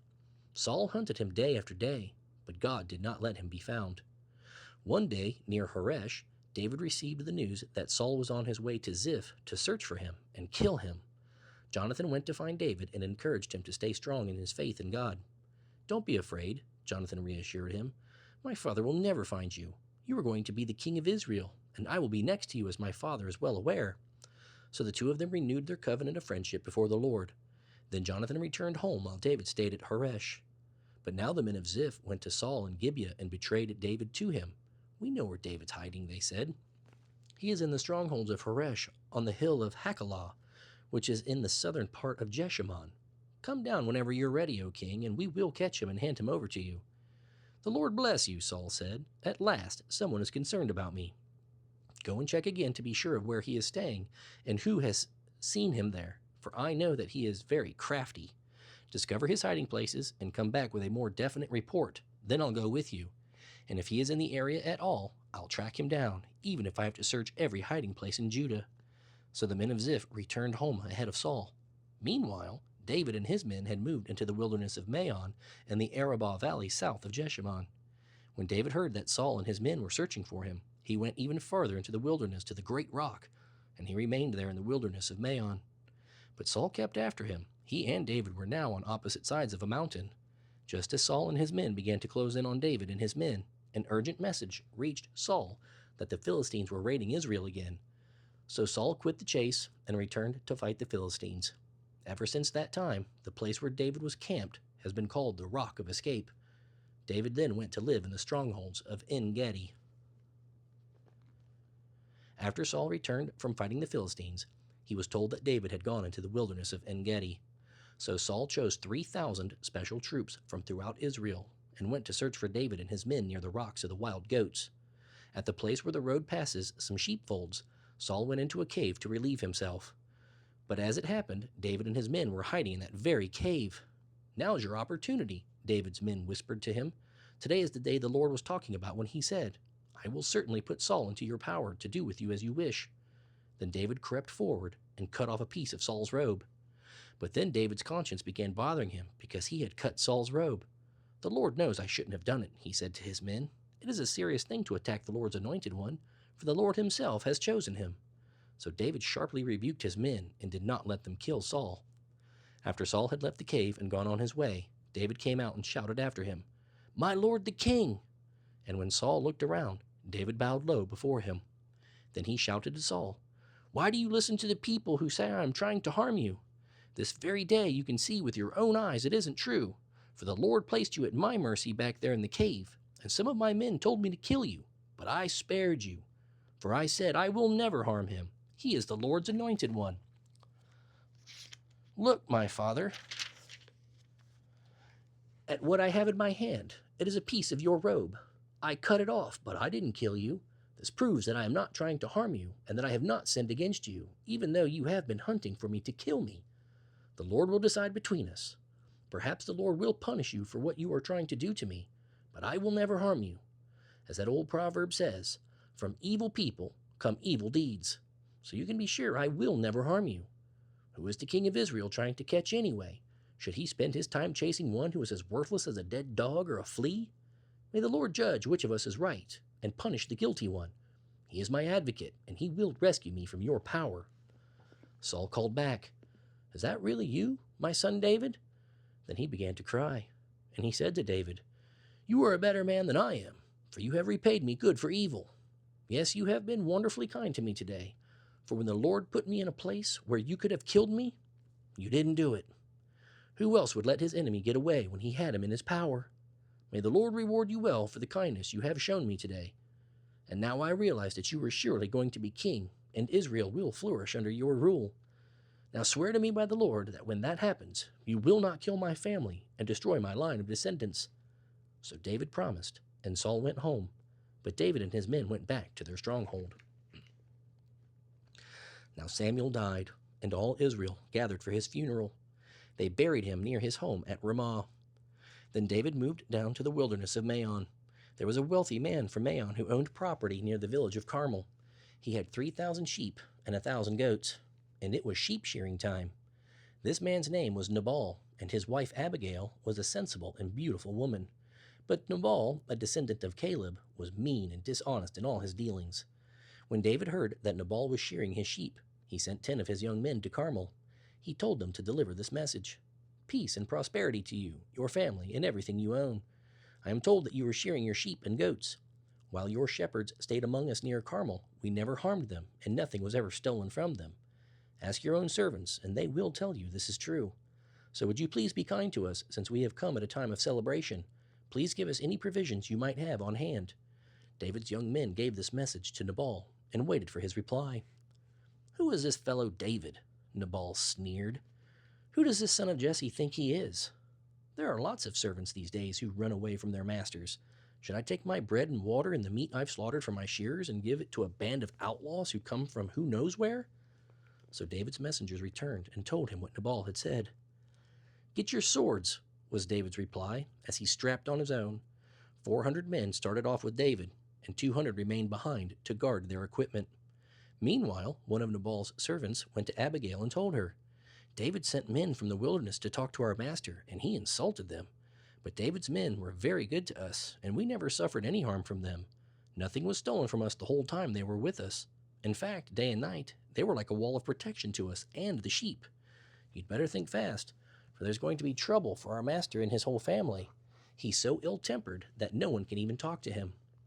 Abigail lost no time. She quickly gathered 200 loaves of bread, 2 skins of wine, 5 dressed sheep, nearly a bushel of roasted grain, 100 raisin cakes, and 200 fig cakes. She packed them on donkeys and said to her servants, "Go on ahead. I will follow you shortly." But she didn't tell her husband what she was doing.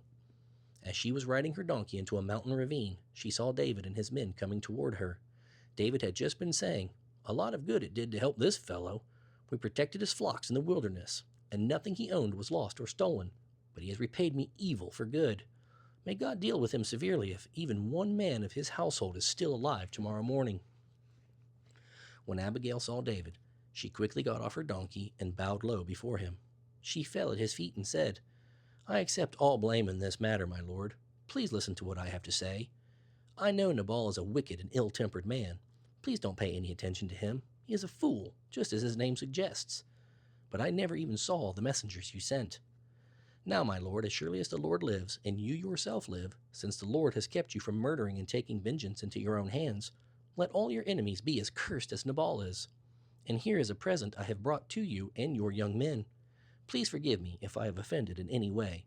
The Lord will surely reward you with a lasting dynasty, for you are fighting the Lord's battles, and you have not done wrong throughout your entire life. Even when you are chased by those who seek your life, you are safe in the care of the Lord your God, secure in his treasure pouch. But the lives of your enemies will disappear like stones shot from a sling. When the Lord has done all he promised and has made you leader of Israel, don't let this be a blemish on your record. Then you won't have to carry on your conscience the staggering burden of needless bloodshed and vengeance. And when the Lord has done these great things for you, please remember me." David replied to Abigail, "Praise the Lord, the God of Israel, who has sent you to meet me today. Thank God for your good sense. Bless you for keeping me from murdering the man and carrying out vengeance with my own hands.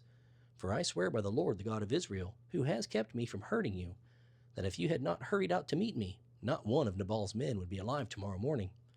Then David accepted her gifts and told her, "Return home in peace. We will not kill your husband."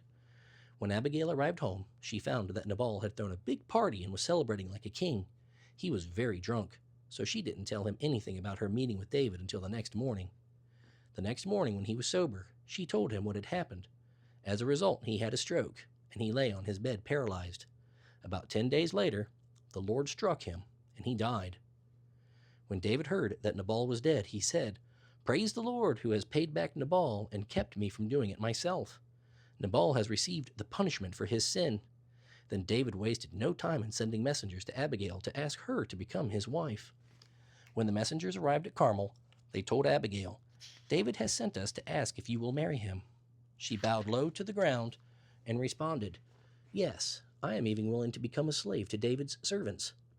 Quickly getting ready, she took along 5 of her servant girls as attendants, mounted her donkey, and went with David's messengers.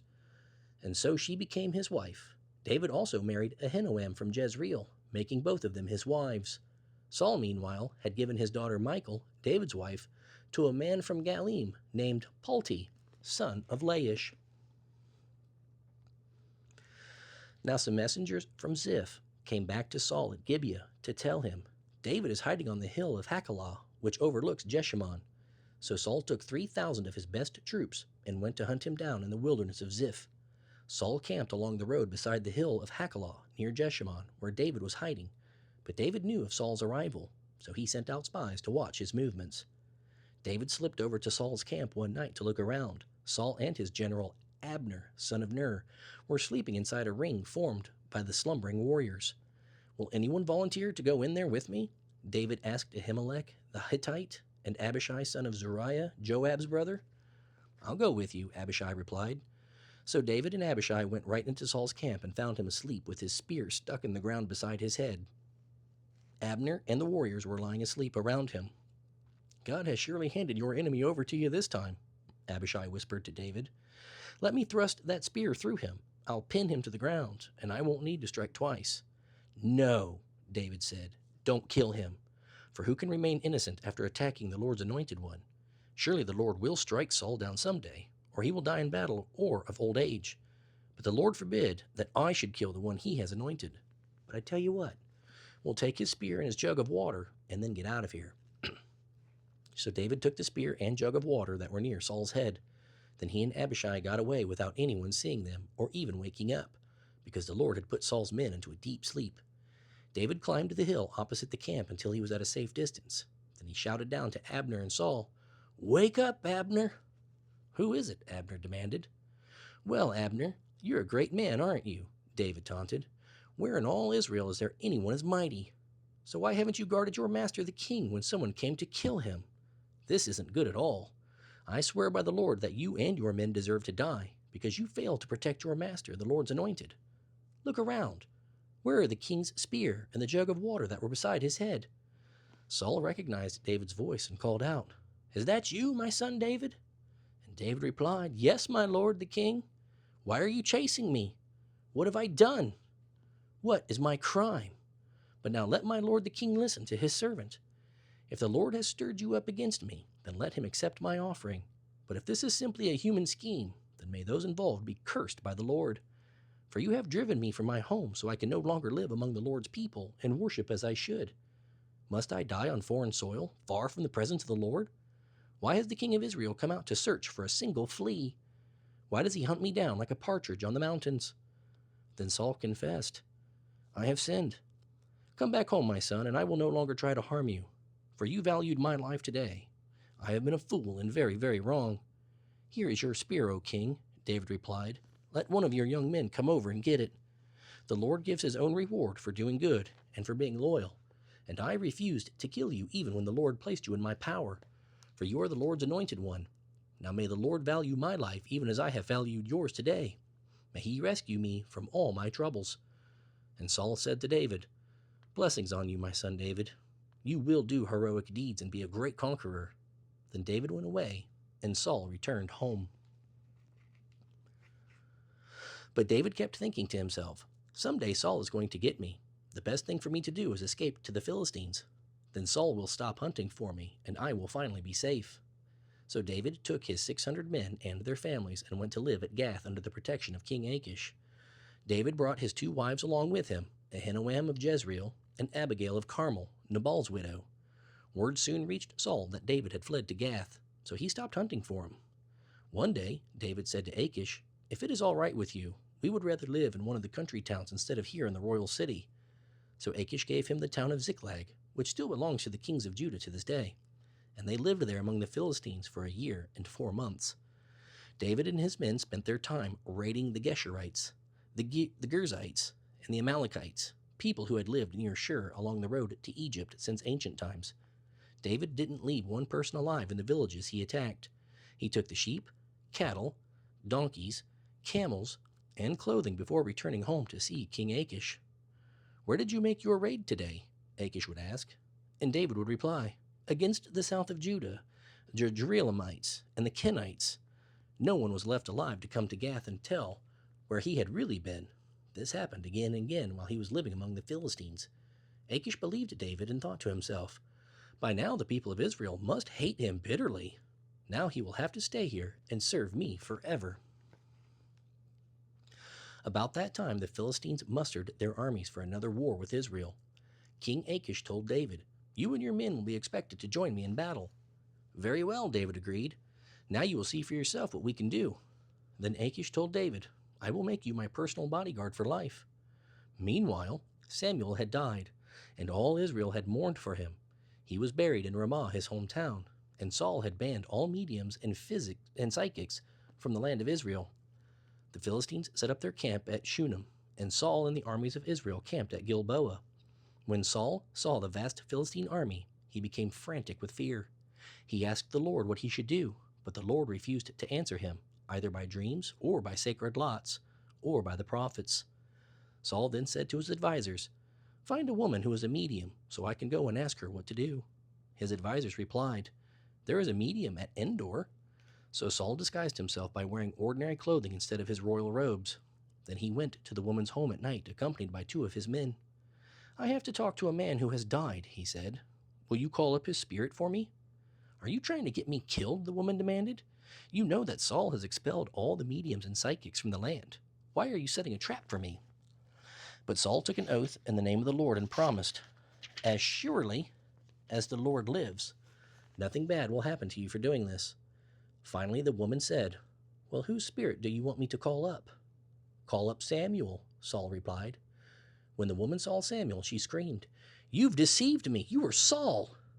"Don't be afraid," the king told her. "Who do you see?" "I see a god coming up out of the earth," she said. "What does he look like?" Saul asked. "He is an old man wrapped in a robe," she replied. Saul realized that it was Samuel, and he fell to the ground before him. "Why have you disturbed me by calling me back?" Samuel asked. "Because I am in deep trouble," Saul replied. "The Philistines are at war with us, and God has left me and won't reply by prophets or dreams, so I have called for you to tell me what to do." But Samuel replied, "Why ask me if the Lord has left you and has become your enemy? The Lord has done just as he said he would. He has taken the kingdom from you and given it to your rival David. The Lord has done this because you did not obey his instructions concerning the Amalekites. What's more, the Lord will hand you and the army of Israel over to the Philistines tomorrow, and you and your sons will be here with me. The Lord will bring the entire army of Israel down in defeat." Saul fell full length on the ground, paralyzed with fright because of Samuel's words. He was also faint with hunger, for he had eaten nothing all the day and all night. When the woman saw how distraught he was, she said, "Sir, I obeyed your command at the risk of my life. Now do what I say, and let me give you something to eat so you can regain your strength for the trip back." But Saul refused. The men who were with him also urged him to eat, so he finally yielded and got up from the ground and sat on the couch. The woman had been fattening a calf, so she hurried out and killed it. She kneaded dough and baked unleavened bread. She brought the meal to Saul and his men, and they ate it. Then they went out into the night. The entire Philistine army now mobilized at Aphek, and the Israelites camped at the spring in Jezreel. As the Philistine rulers were leading out their troops in groups of 100 and 1,000, David and his men marched at the rear with King Achish. But the Philistine commanders demanded, "What are these Hebrews doing here?" And Achish told them, "This is David, the man who ran away from King Saul of Israel. He's been with me for years, and I've never found a single fault in him since he defected to me." But the Philistine commanders were angry. "Send him back," they demanded. "He can't go into the battle with us. What if he turns against us? Is there any better way for him to reconcile himself with his master than by turning on us in battle? Isn't this the same David about whom the women of Israel sing in their dances? Saul has killed his thousands and David his 10,000s?" So Achish finally summoned David and his men. "I swear by the Lord," he told them, "you are some of the finest men I've ever met. I think you should go with us, but the other Philistine rulers won't hear of it. Please don't upset them, but go back quietly." "What have I done to deserve this treatment?" David demanded. "Why can't I fight the enemies of my lord the king?" But Achish insisted, "As far as I'm concerned, you're as perfect as an angel of God, but my commanders are afraid to have you with them in battle. Now get up early in the morning and leave with your men as soon as it gets light." So David headed back into the land of the Philistines, while the Philistine army went on to Jezreel. 3 days later, when David and his men arrived home at their town of Ziklag, they found that the Amalekites had made a raid into the Negev and had burned Ziklag to the ground. They had carried off the women and children and everyone else, but without killing anyone. When David and his men saw the ruins and realized what had happened to their families, they wept until they could weep no more. David's 2 wives, Ahinoam of Jezreel and Abigail, the widow of Nabal of Carmel, were among those captured. David was now in serious trouble because his men were very bitter about losing their wives and children, and they began to talk of stoning him. But David found strength in the Lord his God. Then he said to Abiathar the priest, "Bring me the ephod." So Abiathar brought it. Then David asked the Lord, "Should I chase them? Will I catch them?" And the Lord told him, "Yes, go after them. You will surely recover everything that was taken from you." So David and his 600 men set out, and they soon came to Bezor brook. But 2,000 of the men were too exhausted to cross the brook, so David continued the pursuit with his 400 remaining troops. Some of David's troops found an Egyptian man in a field and brought him to David. They gave him some bread to eat and some water to drink. They also gave him part of a fig cake and 2 clusters of raisins because he hadn't had anything to eat or drink for 3 days and nights. It wasn't long before his strength returned. "To whom do you belong, and where do you come from?" David asked him. "I am an Egyptian, the slave of an Amalekite," he replied. "My master left me behind 3 days ago because I was sick. We were on our way back from raiding the Kerethites in the Negev, the territory of Judah, and the land of Caleb, and we had just burned Ziklag." "Will you lead me to them?" David asked. The young man replied, "If you swear by God's name that you will not kill me or give me back to my master, then I will guide you to them." So the Egyptian led them to the Amalekite encampment. When David and his men arrived, the Amalekites were spread out across the fields, eating and drinking and dancing with joy because of the vast amount of plunder they had taken from the Philistines in the land of Judah. David and his men rushed in among them and slaughtered them throughout that night and the entire next day until evening. None of the Amalekites escaped except 400 young men who fled on camels. David got back everything the Amalekites had taken, and he rescued his 2 wives. Nothing was missing, small or great, son or daughter, nor anything else that had been taken. David brought everything back. His troops rounded up all the flocks and herds and drove them on ahead. "These all belong to David as his reward," they said. When they reached Bezor brook and met the 200 men who had been too tired to go with him, David greeted them joyfully. But some troublemakers among David's men said, "They didn't go with us, so they can't have any of the plunder. Give them their wives and children and tell them to be gone." But David said, "No, my brothers, don't be selfish with what the Lord has given us. He has kept us safe and helped us defeat the enemy. Do you think anyone will listen to you when you talk like this? We share and share alike, those who go up to battle and those who guard the equipment." From then on, David made this a law for all Israel, and it is still followed. When he arrived at Ziklag, David sent part of the plunder to the leaders of Judah, who were his friends. "Here is a present for you, taken from the Lord's enemies," he said. The gifts were sent to the leaders of the following towns where David and his men had been: Bethel, Ramoth Negev, Jatir, Aror, Sifmoth, Eshtemoa, Rakal, the towns of the Jermeelites, the towns of the Kenites, Hormah, Borishan, Athak, Hebron, and all other places they had visited.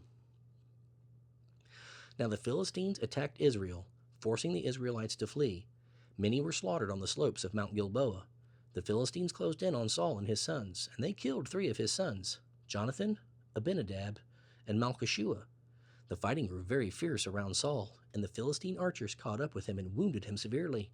Saul groaned to his armor-bearer, "Take your sword and kill me before these pagan Philistines run me through and humiliate me." But his armor-bearer was afraid and would not do it. So Saul took his own sword and fell on it. When his armor-bearer realized that Saul was dead, he fell on his own sword and died beside the king. So Saul, 3 of his sons, his armor-bearer, and his troops all died together that same day. When the Israelites on the other side of Jezreel Valley and beyond the Jordan saw that their enemy had been routed and that their army had been routed and that Saul and his sons were dead, they abandoned their towns and fled. So the Philistines moved in and occupied their towns. The next day, when the Philistines went out to strip the dead, they found the bodies of Saul and his 3 sons on Mount Gilboa. So they cut off Saul's head and stripped off his armor. Then they proclaimed the news of Saul's death in their pagan temple and to the people throughout the land of Philistia. They placed his armor in the temple of the Ashtoreths, and they fastened his body to the wall of the city of Beth-shan. But when the people of Jabesh-Gilead heard what the Philistines had done to Saul, their warriors traveled all night to Beth-shan and took the bodies of Saul and his sons down from the wall. They brought them to Jabesh, where they burned the bodies. Then they took the remains and buried them beneath the tamarisk tree at Jabesh, and they fasted for 7 days.